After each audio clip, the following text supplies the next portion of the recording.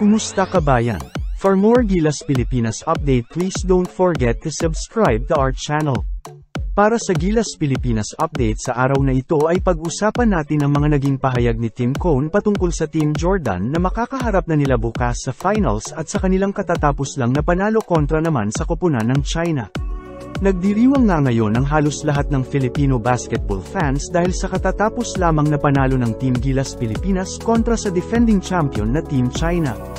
Marami ang mga hindi makapaniwala sa naging napakagandang ending ng nasabing laban at isa na nga rito ang the winningest coach in Philippine Basketball Association na siya ring head coach ngayon ng Gilas Pilipinas na gumawa ng isang maituturing na one of the most memorable comeback wins ng Philippine basketball team by having an inspiring 77-76 victory over the defending champion na Team China in the semifinals of the 19th Asian Games.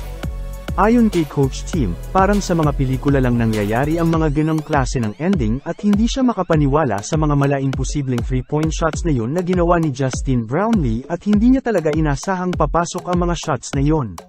Sinabi niya rin na ang dalawang 3-point shots ni Justin Brownlee na yun ay hindi makakalimutan ng tao.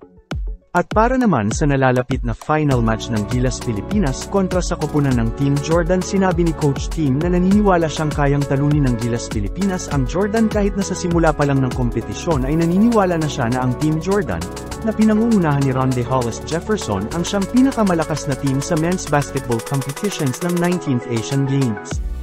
At napatunayan niya ito matapos talunin ng Jordan ang Gilas Pilipinas noong nakaharap nila ito sa preliminary round sa score na 87-62 na nagbigay ng ticket sa Team Jordan to reach the quarterfinals. Matatanda ang sinabi ni Coach Tim Cone matapos silang talunin ng Team Jordan na kung mabibigyan ng isa pang pagkakataon, gusto sana niya na makaharap muli ang mga ito sa parehong event.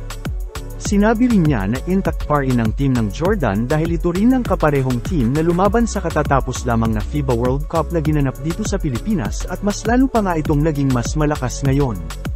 Ito ang naging pahayag ni Tim Cone. "We're hoping we could meet them again if we could earn our way back to the finals. I am nearly 100% sure that they will be in the finals.